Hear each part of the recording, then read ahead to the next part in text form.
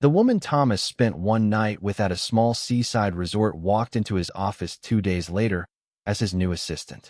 Neither of them saw it coming, and by the time she stepped through that door, it was already too late for either of them to walk away untouched. Thomas Reed was 38 years old, and he had stopped trusting most of the people around him, not because they were cruel, but because he could never be sure if they liked him or if they simply liked what he could give them. Every smile in every meeting felt like it came with a price tag attached. So one Friday, without telling his board or even his own driver, he turned off his phone and drove 2 hours north with no real destination in mind. He checked into a modest inn under a name that wasn't his own. No security, no suits, just a tired man in a plain jacket, hoping for once that nobody would look at him twice. That evening, he sat down at the only open table in the small seaside restaurant attached to the inn. A woman named Bella walked in soaked from the rain, saw the same empty table, and sat down across from him before either of them realized it was a mistake. She apologized. He laughed instead of complaining, which surprised her.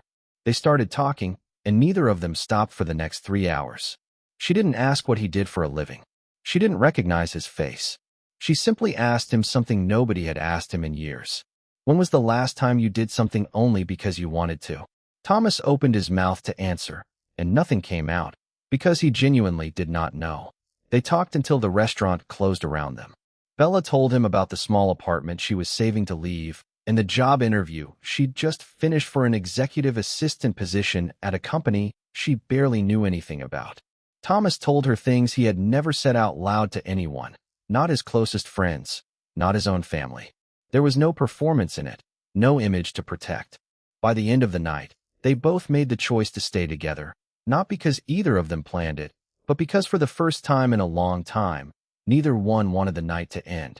The next morning, Bella waited outside with 2 cups of coffee and told him he was much nicer when he wasn't trying to be important.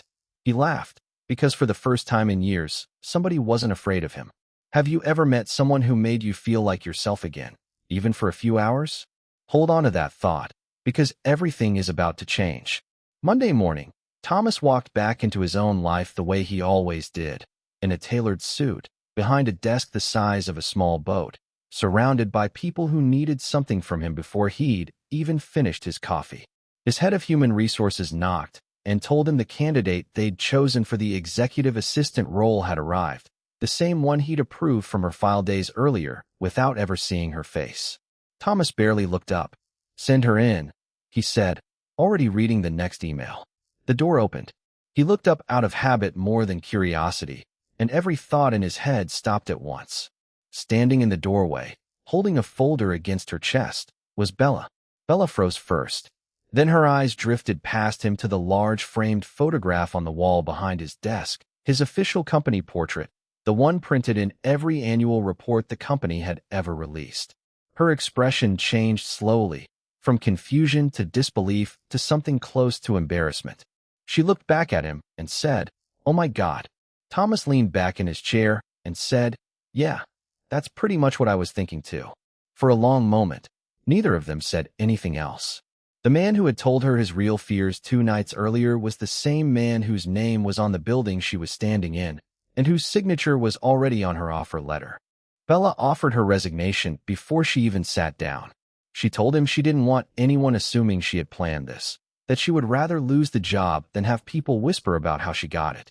Thomas told her, plainly, that she wasn't going to lose a position she had earned fairly, weeks before either of them knew who the other person really was, simply because of an unlikely coincidence. Over the following weeks, he watched her prove exactly why she'd been chosen.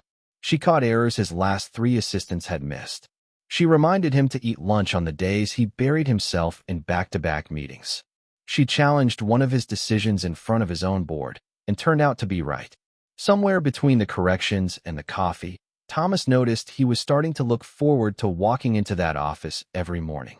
As the weeks turned into a couple of months, the small moments kept adding up. She could tell the difference between his real smile and the one he wore for investors, and she'd quietly check on him on the days he wore the second one too often.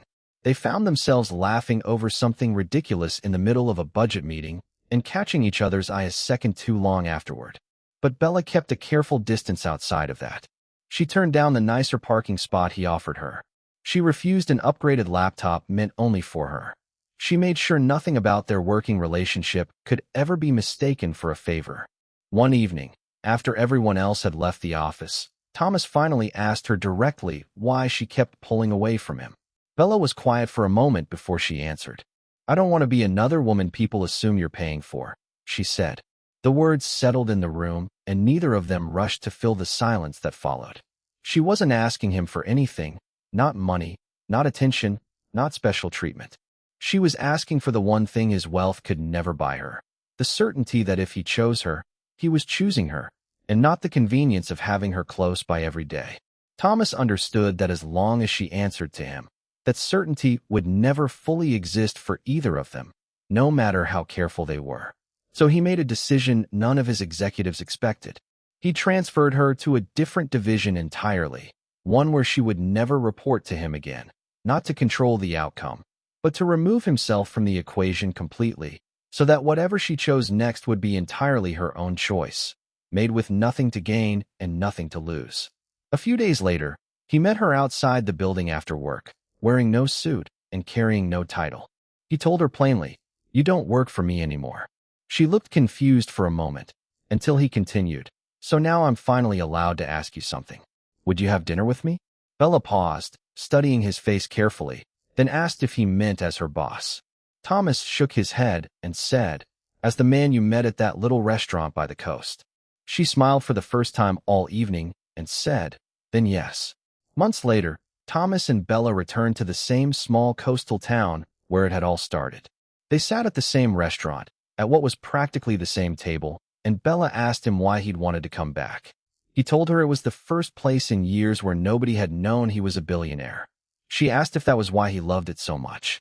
He looked at her for a long moment and said, "No, that's where I met you." There was no grand proposal, no extravagant gift, nothing that money could take credit for. Just two people who understood that whatever they had built together had started long before either of them knew what the other one had. Sometimes the right person isn't the one who loves what you have. It's the one who makes you feel worthy when you have nothing left to prove. If you met someone before finding out they were incredibly wealthy, would you treat them any differently once you knew the truth? Tell me your honest answer in the comments below, and if stories about real connection, quiet courage, and second chances mean something to you, subscribe, because the next story might arrive exactly when you need it most.